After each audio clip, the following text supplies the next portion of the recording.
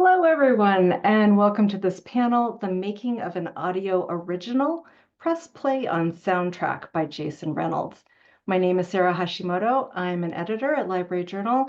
I'll be moderating the session on making the most of the audio medium with a particular focus on soundtrack, an exciting audio exclusive written by best-selling author, MacArthur Fellow, and former National Ambassador for Young People's Literature, Jason Reynolds.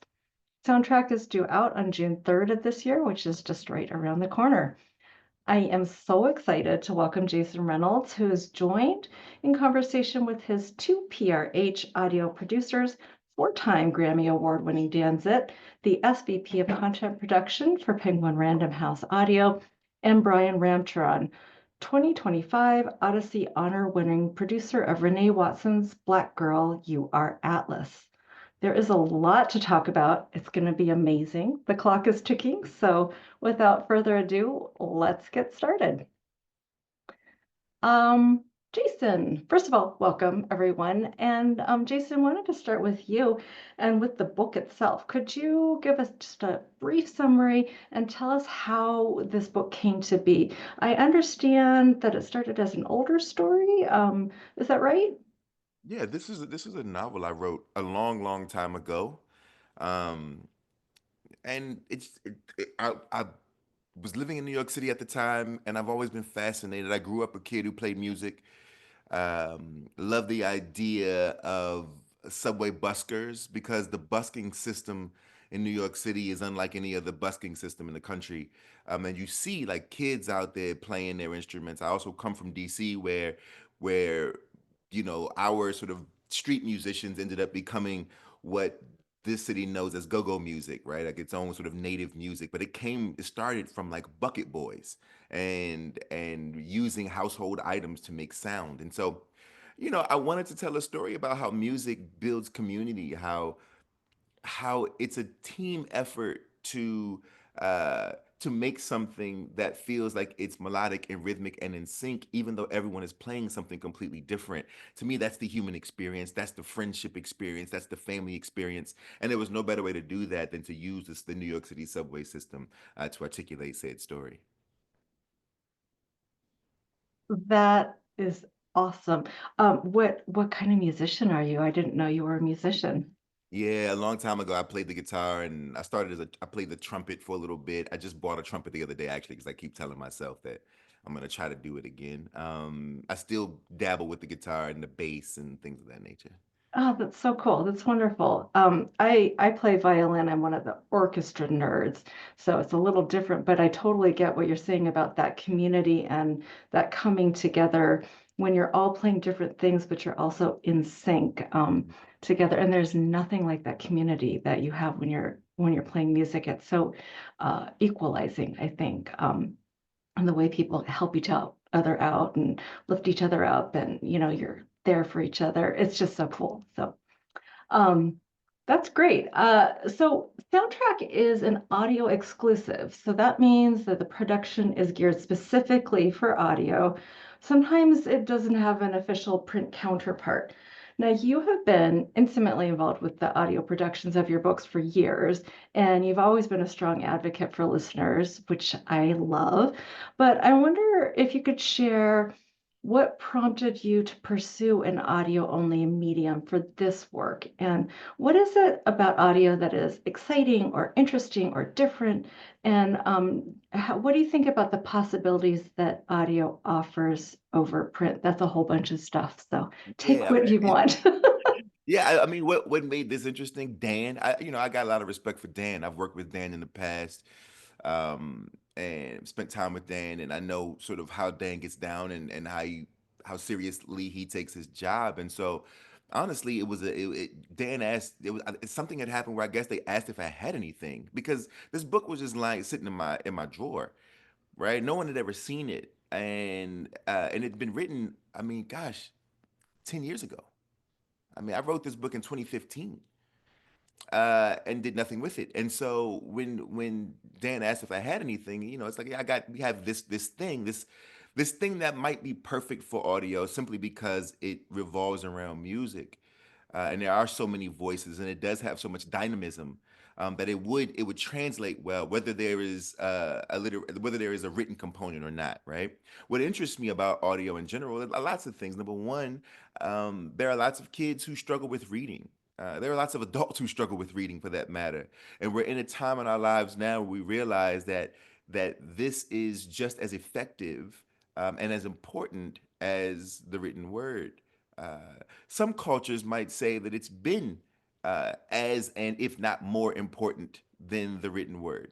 I also know that young people today and older people today, um, that attention spans have shifted, and the ability to concentrate has shifted. And so I'm game to sort of execute story in whatever medium works best. Sometimes I feel like that's a book. Other times I think it could be possible that it is an audio experience. We're in the age of the podcast world, and there's all these different sort of audio mediums that we're exploring now, and I just feel grateful to have a moment and an opportunity to present an audio original. That's wonderful. I think I first got into audiobooks. My son is dyslexic and but loves stories, and he's 22 now. And when he was younger, it was his greatest sorrow that he couldn't read a book with his eyes on his own. And so when we that was a time when like audio started really exploding, and I felt like, he was able to overcome that with or not overcome, but just like work with it differently and to understand um books and to have access to them on his own without having somebody to read to him through audio. And I think it was so empowering. It was just so great. And then I think you learn so much from it, like your vocabulary improves and all of this, just because you're exposed to things that might have been, outside of your realm of experience. And to me, I really, that idea of it really resonated with me, of like different people learn in different ways, and we don't all like to sit and read print in a straight line. And some of us like want to be moving and walking while we're listening and experiencing in different ways. I also think that with this book, um, I mean, it almost begs to be an audio, doesn't it? There's so many books that like they'll talk about music and then somebody will just say the song lyrics or like describe the music, and it's always kind of like disappointing a little bit, because it's like, oh, I know that like maybe the music is copyright and all of that, but I want people to be singing, and I love it when, even when a narrator doesn't have like maybe they're not like a professional or singer or whatever, but they're just singing from the heart and like Uh, playing that. It's so cool. I just think that's like the neatest thing. Anyhow, I'm getting off track here, but I wanted to talk a little bit about casting. This is a full cast audio production, and has Niall Bullock as Sty, who, with his friends and his bandmates, I just wanted to call out these narrators because they're so talented. Mehi Hewling as Dunks, Jade Williams as Keith, Brandon Miles as Alexis, and Amir Royale as Frankie. They make amazing music and also friendships and a found family. Um, and I think sometimes narrators don't get their due. So I just wanted to mention them by name. It's a great story. And I wonder, and this is for the whole panel, how did you go about making these casting decisions? Was it different for this book than it has been for some of your others? Or are there a lot of similarities? And Dan and Brian, I'm sure that authors sometimes play roles in selecting narrators, but I wonder how that was with this experience, and if it was any different, and um, if you had any lessons that you might want to think about for future projects. So again, so many questions, but there you go. I mean, I think when we started this process and, they sent us the script and like Brian and I read it and we were like, I don't care what we have to do. We have to produce this book because like it is so perfect for audio. But the one thing it is, besides a story of friendship and community and all those other things, is, it's a New York story. And, soundtrack is the band that, is the soundtrack of the city. And as Jason said previously, um, the city itself has its own soundtrack. There's noises all around you. And there's one thing about this book, and I'm getting slightly off topic, that kind of settled with me after we kind of finished putting it all together, which is that like music in a city like this somehow cuts through all the noise, right? You can go down in the subway and there are 1,000 people going in 1,000 different directions to do 1,000 different things of all ages. And if they hear music that they're attracted to, they stop and they listen.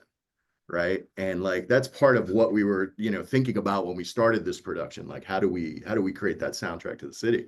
But when we talked to Jason initially, the first thing we talked about is like, we got to get some New Yorkers in here. This has to sound like New York City. The whole audiobook has to sound like New York City, or else we're not succeeding. And that starts with the primary cast and the band and how they talk to each other. And also just all the additional characters throughout the book, whether it's the guy who's at the halal cart or the guy who's behind the counter at the pizza restaurant, or just random people in the street, or the cops who come into the story a little bit later. They have to be New Yorkers. So we kind of started with that baseline. And then we brought our casting department in and said, okay, this is where we're starting. Here are all the characters. Here's all the descriptions. This is what we're looking for. And then Brian, what did we have? Probably 100 auditions in total just for the primaries alone, right?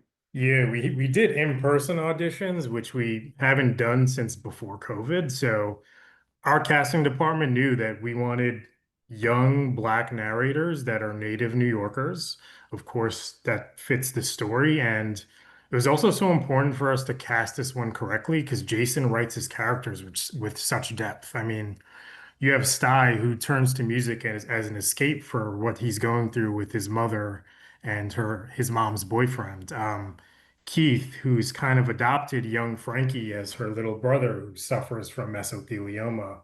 You have Alexis, who has deaf parents, and he uses the reverberations of his bass against the walls to communicate with them. And Dunks, who is this super creative outcast who calls himself an alien. So we took a lot of time. We took weeks casting 100+ narrators, and I think we found the perfect group. And we sent Jason a bunch of options, and we came down to I think a total cast list of 21 narrators. Then, Yeah. And I think, the other thing about it is, when you see something on screen, it's very easy to kind of say, oh, this is this character. I know his face, or I know their face. In audio, these characters are written so distinctly. Like we all heard them in our heads. And it when you're sitting in a casting room and you're talking about like auditions. When I heard Mackay reading for Dunks, which he originally didn't come in for, he came in for the Sty character. And I looked at Brian, I'm like, get this guy to read for Dunks, because this guy sounds like Dunks to me. And it's he funny. walked up and he was like, that's the guy, like that's Dunks, right? It's funny because when Mackay walked in, we're like, oh, this is Alexis because Mackay Huge. is literally what Alexis is described as in the book. He's like 6'6", very big dude. But then he started reading. I'm like, wait, he sounds more like Dunks to me. And Brandon Miles, who is much smaller in stature, actually used a technique when we were casting him. He would stuff wet paper towels into his mouth just to sound like a large man like Alexis. And it worked perfectly. Yeah, when he walked in, we actually auditioned him remotely and we didn't see him. And when he walked into the studio, I pulled Brian aside. I'm like, this is the same dude who has that voice. And he was like, yeah. I'm like, wow, he sounds a lot bigger. And he's like, yeah, I stuffed my mouth. And I'm like, here you are doing, things that they did in The Godfather. Yeah, Brando. He pulled the Brando, He pulled a Brando on the whole thing. So like, just finding that initial cast. And then of course, Amir playing Frankie is just like, he walks in and he sounds like a 13-year-old boy. You're like, whoa, this is crazy. But like, so we spent weeks just trying to narrow the cast down. And then we were like, Jason, these are the people we think are the right people. But like, here's a couple other choices for some of the secondary characters. Let us know what you think. And, Jason, I think, you've been really gracious in kind of giving us space to be creative and take some creative license over it. But I think we got the right people. for sure at the end of the day. Well, that is wonderful. I love those stories about the paper towels. Now, I will listen to that very differently now. And these narrators aren't necessarily like headlining names that we hear all the time, I think, which I think was actually kind of cool because sometimes that can take away, like you know that person out in the world and and so you have an expectation of what they look like and all of that. And I think it's kind of nice to have people who you don't have those preconceived notions for, because then you can really like they are that character for you. So that's I'd also just throw out there, like, even when we were casting for Jade, like we listened, well, with Jade Williams, who plays Keith, when I heard Jade at first, I was like, like just when she walked in, her voice, I was like, I don't know if this is going to be right. And then when she started reading Keith, I was like, wow, this is not how I pictured Keith in my head, but she gets it. Like she understands that character. And I think that was the thing. Like, I think each of the people who play these roles actually know these characters really, really well. Like they're inside them. And you could tell just from the performance. yeah. A word we often use in reviews is like they inhabit that character. And I think it was so obvious for Dan and I, since we're New Yorkers, like it's obvious to tell when somebody is faking a New York accent. Like we auditioned so many people, and there were people from LA. Like we're like, okay, I could tell you're from LA trying to do a New York accent. Like, no. We're But like, no, I was born in the Bronx. It's like, yeah, but you moved to LA right after that, obviously. Keith, Keith, who is played by Jade, Jade is from the Bronx. She lives there. And once we heard her read for Keith, we're like, okay, yeah, that's Keith, like 100%. Yeah, I the would Oh, also, texture, that's the so great. texture of Jade's voice, I think, is so specific. It's such a New York. Hmm. If you've ever been in like any New York high school, if you know, and like it's like, man, the texture of her voice is undeniable. yeah, Which is dope. I think the other thing related to just casting, because those are obviously the primaries, but like, getting back to even the secondaries, like, spending a lot of time just like thinking about like, what does Stai's mom sound like? Like, I mean, even all of those characters as well, there were auditions for. So we didn't really just kind of like pull. I think a lot of publishers would just go, oh, this is the list. These are all great actors that do great audiobook work. And like, I don't believe in that. Like, I'm like, let's find who this character is and then like match the actor to it. I think like I've talked about this before, Jason, you probably heard me talk about it when we recorded like Walter Dean Meyer's book Monster like 25 years ago. We tried to find a 13-year-old kid who sounded like the main character in that book from Harlem, and we couldn't find him. We cast for weeks every agency in New York and LA, and we ended up going to a school in Harlem and finding a kid and auditioning a bunch of kids, and that was the kid. And we were like, you know what, we'll kind of like struggle through this in the studio because he's not used to doing this work. But when he walked out of there, you had this like unbelievably authentic recording, and that's what we were really going for here. Yeah. And I think it's also it's so much more respectful to the characters. I mean, why not take that extra step and like find people who really can speak with authority rather than somebody who's faking it, obviously, you know. So, I mean, I probably wouldn't catch it, but I think that many of the people who are living a similar experience would for sure. And it's like such a turn off. So um that is really cool to hear that. And interesting to hear that you did in-person ones. So with the pandemic, your most of these are on Zoom, or is that what you do? Or But well, I think, like what's happened in our industry generally is that, people don't, I would say a lot of publishers don't like hosting auditions because it takes time. And, as far as I'm concerned, if we're going to do this, let's do it the right way and let's get the right people in. And I think like all of our producers kind of subscribe to that. I mean, we built an entire casting platform, not only to kind of like raise up underrepresented acting communities, but also to expose ourselves to actors we never would have any contact with without gatekeepers like agents and all those other people. So now we can not only host auditions virtually, but we host auditions in person, especially when we're, like really trying to get not only, the right people, but like the right chemistry. And in this case, that was part of it too. There's a chemistry that has to happen between, you know, what Jade sounds like and what Dunk sounds like when they're going back and forth with each other. You know, like you want to know, you want to hear those kind of side by side. So some of them were coming in like right after each other. You'd have the Mackay come in, and then an hour later, or like 10 minutes later, Jade would come in, and you'd be like, oh, those are the people. Like you can hear it in their voice. And we're playing back Dunks and going, yeah, they're really different. They sound different. They're supposed to. That's the way it's supposed to roll. So yeah, we do a lot more in-person auditions when we're building something like an original that has a lot more elements besides a single voice, because there is going to be a chemistry to it as well. Yeah, yeah. It's not just a reading, is it? It's something a different level. But Jason, did you think that, like, how was it for you? Did you feel like the characters matched up with what you were expecting, or was it different than what you thought?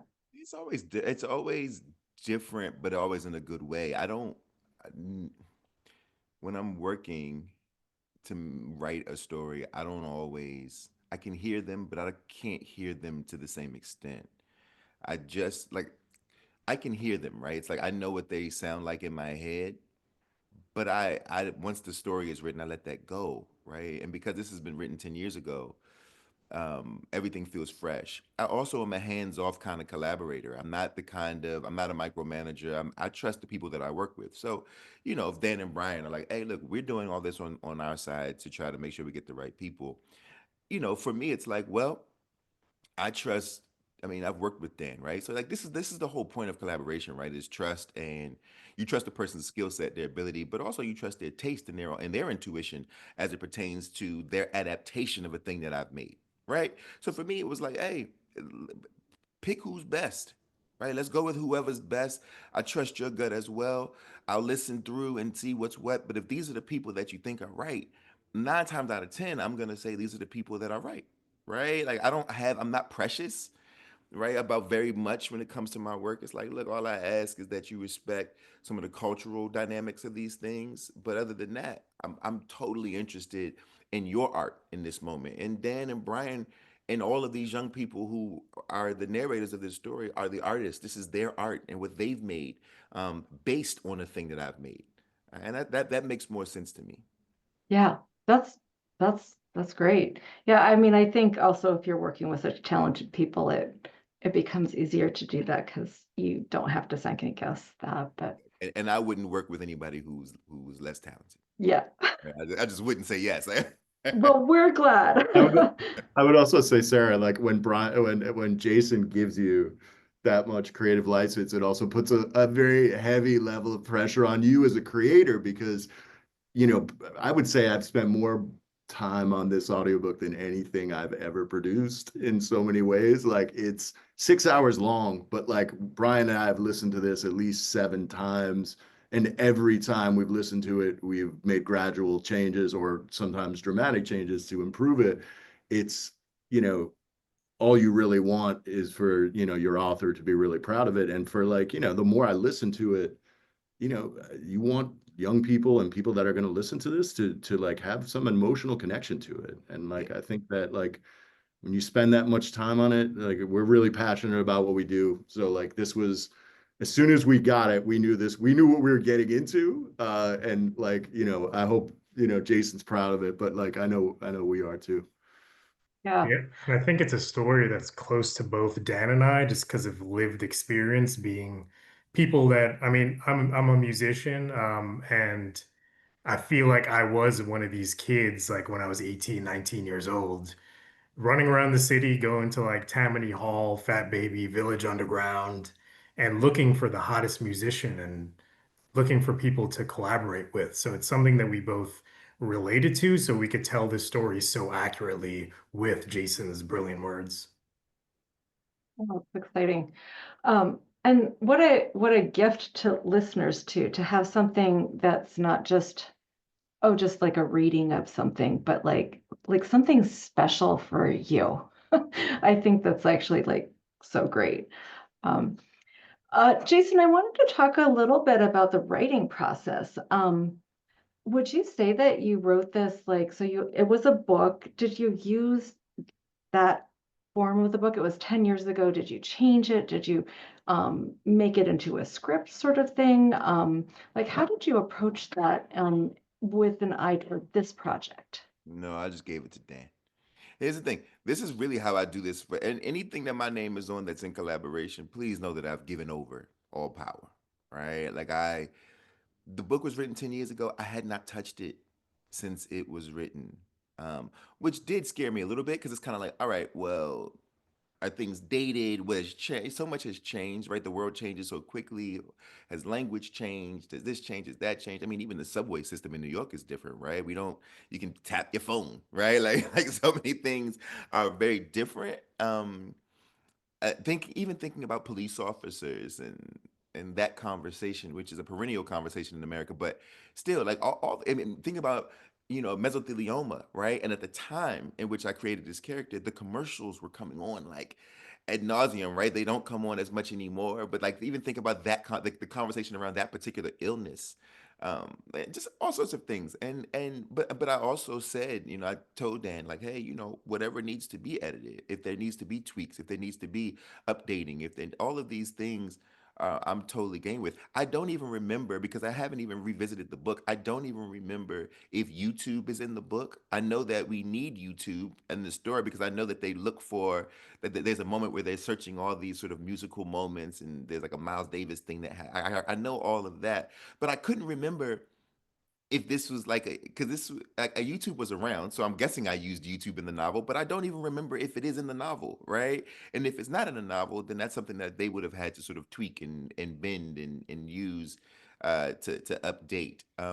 But I gave them complete autonomy to do so, right? I wrote that novel as a novel, and I used all of the devices that I typically would use to make a novel, right? Thinking about character development, thinking about plot development, figuring out what the conflicts are, making sure every character is whole and dynamic and nuanced in and of themselves, let alone within the function of the collective, right? Thinking about the music, thinking about the city, trying to figure out how to show that the subway system, which is basically a vein system of the body of New York City, and how to show that in relationship to these people, these musicians becoming a body of themselves, right? Like that they also are a part of an ecosystem, a body, right? And that body is playing a music, just like New York City is a body that is making that is singing an incredible song as well, right? So like all of those things are written into the novel in all these layered and nuanced ways. I did not change a thing. I just gave it to them as this raw draft of a thing that was never published, and said, here you go, guys, like make a mess of it, have at it, and do what you will. So Yeah, you well, had this wonderful thing just hanging out and you hadn't published it? That's Yeah, wild. that's complicated, you know what I mean? But that's also what it is to be a writer, right? Just because you make a thing does not mean that it exists on the shelf, right? The beauty of this moment for me has been the gift of seeing this thing that I cared so deeply about actually have life, because it would have stayed in a drawer, or it would have just stayed there, and somebody would, I would have died and somebody would have found it, and then they would have done the whole like posthumous publishing, right? But you know what I mean? Like the unpublished, not one of the unpublished novels. But it's been a gift to me to know that there are many ways a thing can come alive, and that maybe it's within the casing of a book, or maybe it's through headphones. And I'm grateful for Dan and for Brian for giving this thing that I do care so deeply about, life. I'll even tell you, when I wrote it, I was so excited. Like I knew, like when I wrote the first chapter, I was like, man, this is gonna be like when I wrote Uncle Lucky's character, I was like, yo, whatever's getting ready to happen, I love this. This is gonna be it. Like, I'm a young novelist at the time. I'm like, this is gonna be the one to send me to the moon, and that didn't happen. And so I'm really, I'm sort of tickled that it does get a moment to live. Are you planning on publishing it in print, or are you going to leave it as an audio? I think it's good the way it is. I Yeah. think sometimes you got to leave well enough alone. Yeah. I Also, bet people are there's going a to come part of calling now for it. what'd you say? Now people are going to start coming like, hey, maybe we should be publishing that book. And there's a part of me, there's a part of me, a petty part of me that's like, I don't know. I don't know. But I'm trying not to like dog my people, you know what I mean? But there was a little part of me that's like, yeah, I don't know. It has a little bit of a feeling of When I Was the Greatest to me. Like there's a sense of that, which is probably one of my more favorite books. I love that book. I mean, I love that book. Well, I mean, I listened. It was written in the same exact time. Yeah, so it has that feeling. So for me, it was like wonderful to go back to that atmosphere, you know. I mean, the characters are older, but they have some similar, just the way that they take care of each other, I think, in ways that are quiet sometimes, that and brave. I thought that was really, I loved that. So that was like unexpected. So And um so just to circle back for 1 second on like the adaptation, you know, like one of the things when we first started talking about this, I think someone said, "Oh, do we have to do a whole adaptation of this?" I'm like, there is a beautiful narrative here, like inside Stai's head, his story. Like, if you start adapting that and making it almost into a film, like you're gonna butcher like this kid's internal feelings and how he sees the world. And I think it frames everything. And I think, you know, when we were very delicate about anything we adjusted, you know, a lot of the adjustments we made were because certain things work on the page, but in audio, you don't need every attribution. You don't need, you know, Dunk said angrily. You could just have Dunk say it angrily, right? So those little things, we were very selective about making cuts to those attributions where it made sense. Um, and then, you know, like there's little things in there that weren't in the script that we added that are just like nuanced sound things that just like give you a lot more flavor of the city, you know, like things like when they walk up to the halal cart, you know, you hear somebody chopping meat, you hear a halal guy asking white sauce, hot sauce, barbecue, you know, like things that you hear in New York City all the time that aren't this like distinctly in the script, but like this, it's not going to be full, it's not going to feel like a really immersive experience unless you hear those things. So, you know, we took some of those text cues and kind of change them into audio. And that's where it really makes sense. And like otherwise, you know, the script itself is like fully intact.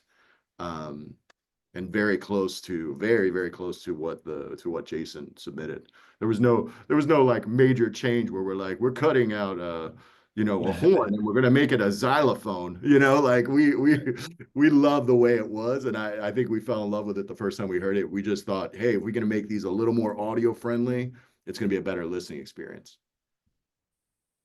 well, you did a great job because my question came from this is it felt like it was written exactly for what this was. And I wondered if it was like a whole new writing of it or how that was approached. So it was, I think, like really skillfully done. So good job.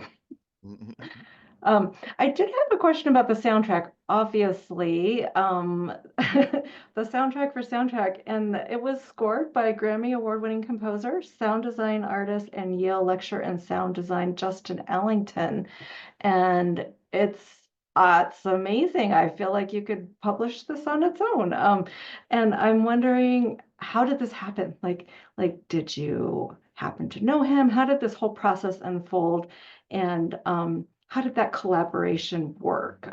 Because it is so intricate the way the music is just like wound into the words. I mean, just in a way that it's like it just feels so natural, that part of me is like, how did they do that? Like, did they be like, okay, so we're gonna need to have like, and then the trumpet has to go up here and then kind of fall down. Like, what did you do? How did that work? I'm just dying to know.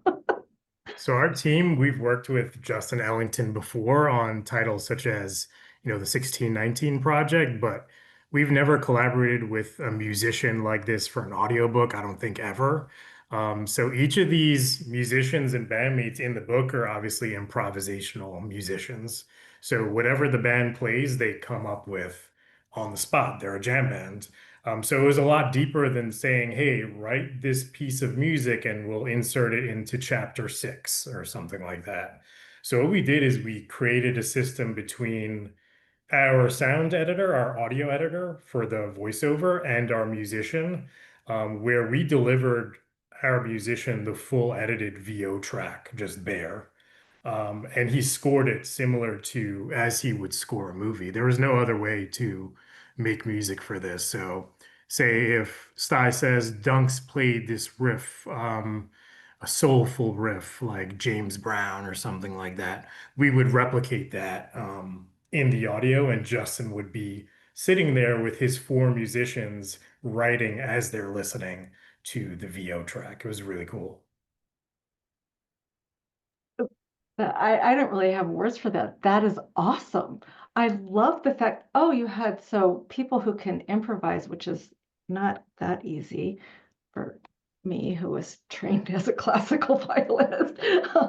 But that's so great. I mean, that just I just absolutely love that. So that's like really, I mean, that's the full realization of that kind of artistry there. That's fantastic. Yeah, we really dug deep too because the sound of the music that these musicians played changes from subway stop to subway stop, which I think is brilliant because obviously you're going to hear different music at West 4th Street than you do at 125th Street in Harlem. So you'll hear soul music in 125th Street, but then when you go down to West 4th Street, you're going to hear something more gritty, more punk, which our musician really dug into. And Jason gave us some references of what he thought the band sounded like, and some of those names were, I think it was Hiatus Coyote and the Meters, Jason. So our musician took that and ran with it as well, and I think it couldn't have came out any better.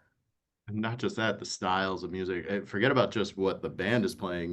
There is, of course, Stai's parents who were in a punk band, and we had to recreate what that would sound like on an old kind of audio tape of them at CBGB. And Justin did a great job, just like again, like creating an original punk song that you only hear for a short period of time. But like for me, that was the first thing I'm like, that has to sound authentic, or I'm sending it right back to him. And like, again, all of this, if you think about it, like Jason talked about trust before, right? There's a lot of trust going on here, right? He trusts us to do what we're doing. We're trusting Justin to like bring that musical vision to life.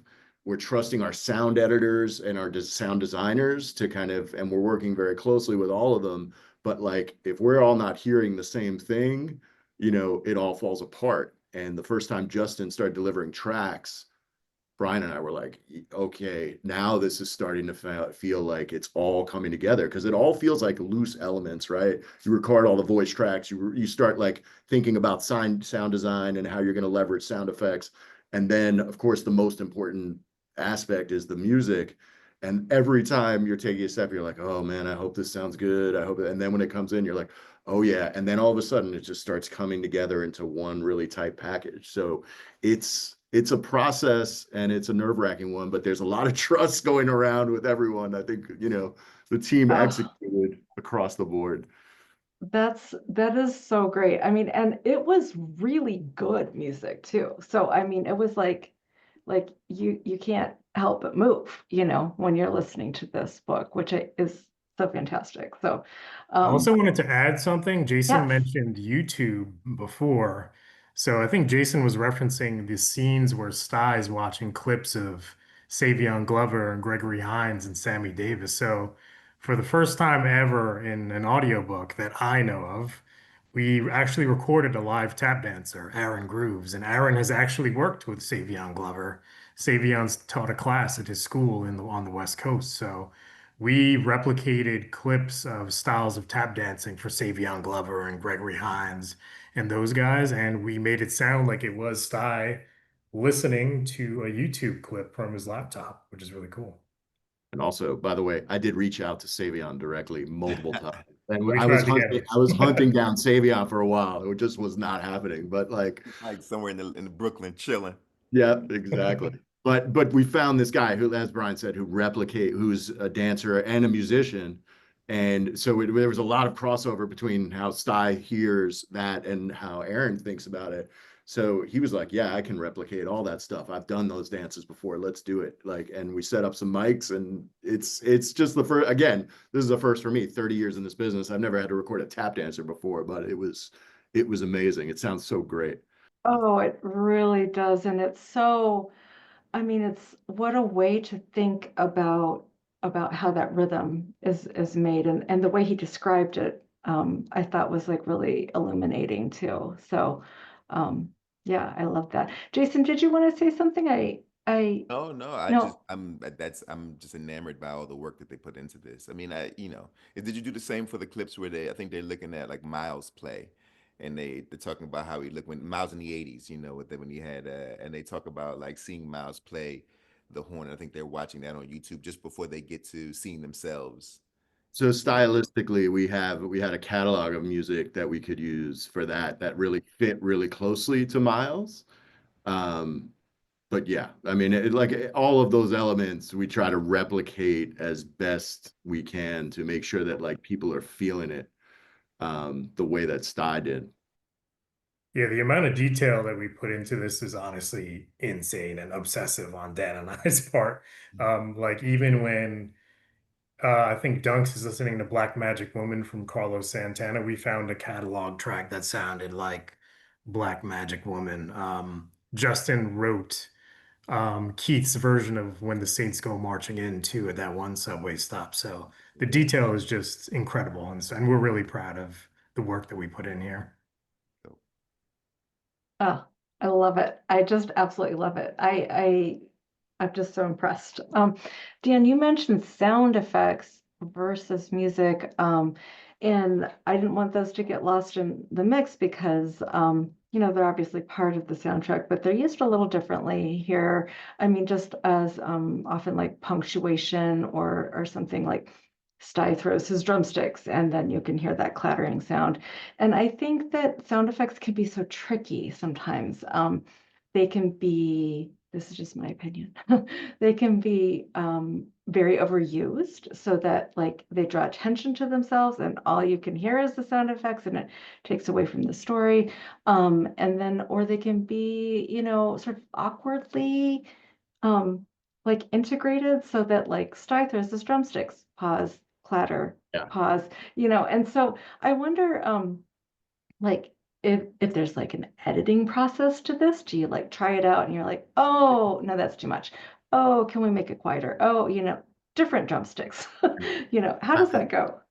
It's, look, I'll start with just the word intentional, right? Like, I mean, I think I've for years, I mean, Sarah, you've probably heard me talk about this on various committees before, like, sound effects and all of these elements, you take a lot of risk when you do a production like this because, we know we have amazing performances. We know we have a great script. The one thing you never want is to distract the listener for 1 second and pull them out of the story. And one sound effect can do that.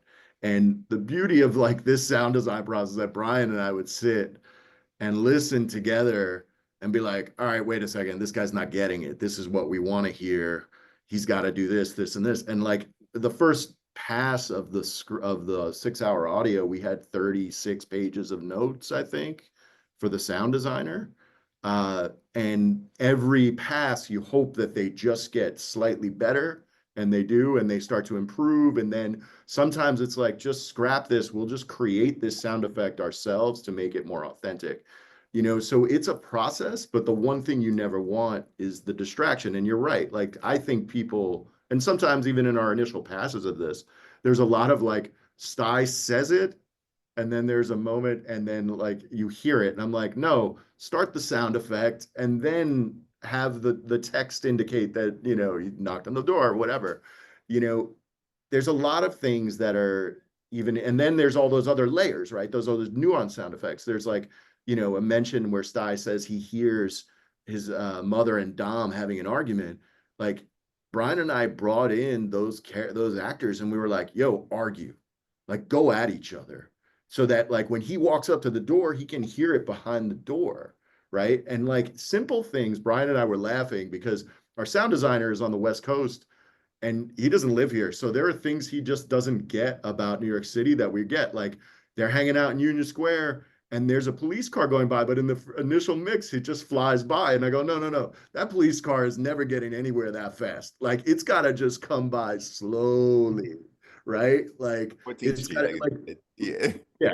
Or like the first time his uncle opens the door, I'm like, how many people in New York City have one lock? There's no one lock. It's three locks and a chain. Like those are the little elements and sounds of New York, that just kind of like make this, like that we had to keep refining over and over and over until we felt like, yeah, that's the thing. That's what it's supposed to sound like. Yeah, and Jason mentioned he wrote this in 2015. So there'd be times Dan and I would be on the way to the studio, like in the subway, and just really trying to listen to like, all right, how does the subway sound? Because we're usually on there with our headphones, not really paying attention. So we would be there in the subway, and okay, they premiered new subway cars, I think a few months ago, that are a little more efficient. Subway cars 10 years ago didn't sound like that. They made this very distinct screeching noise. Mhm. Their motors sounded a certain way, the track sounded a certain way. When you're in a New York City apartment building, when you knock on the door, how do those reverberations sound like against the walls of the hallways? Like when Dan mentioned the doors locking, it's not just one lock, it's multiple locks, a chain. You hear the door creaking when it opens up. On the street, the street food vendors, how do they sound? It's just a lot of detail. And again, I think it's like Dan said, being intentional and what Jason said as well, being tasteful with it, having a high taste level and just understanding how to place those in the right areas and not being overbearing with it. I think the first note I gave our sound editor, and it was like, I'm like, yep, it's going to be one of these types of books for me, like where I'm just in it. Was the first time Sty knocks on a door, it just sounded like almost a hollow piece of wood. I'm like, how many times doors have been painted over an Painted, apartment exactly. building? Like that's got to sound like, it can't sound like wood. It's got to sound like wood that's been painted over 6 times, like, so those little elements, like it was as much of like trying to honor everything Jason did as it was in on like trying to honor New York City and what it is and what it was 10 years ago, right? So like I think the number, I mean, again, we're strangely enough, like the audio's done, but Brian and I are doing another listen this week because we don't have to upload it to our digital retailer till next week because there's a couple of like little tiny things that we still have to tweak and massage, but it's wholly there at this point. It's wholly there. Oh, that's just wonderful. Um, I mean, absolutely wonderful. I love that. I wish you could listen to this with me and show me all those things. Because, like, I saw Jason there. He's like, oh, the door's painted. Like, I don't know these things. I live in Michigan. And so that's really, this seems like it was really a work of love. We have just hardly any time left, so I think we might have to leave it there. I did want to ask you really quickly, if you can be very fast, 3 words that come to mind when you think about this production, and go. For me, it's just dedication, imagination, and honoring. What about you, Dan? I'm just gonna say I love NY. Great. And Brian? Say passion, creativity, and um, I would say love too, because I think music is love. And I think Jason wrote an amazing book that we were able to work on that shows the love of music and how it builds relationships and friendships between one another. Such a great way to end, and I'm so glad you said love because if you didn't, I was going to. Um, well, thank you so much. And thank you to all the librarians who've been joining us today. Next up, we have 3 concurrent panels, a culinary celebration in conversation with DK's cookbook creatives, between the panels, middle grade graphic novels, and small presses, big scares. Happy listening, everyone, and I hope you enjoy the rest of the day. Thanks again.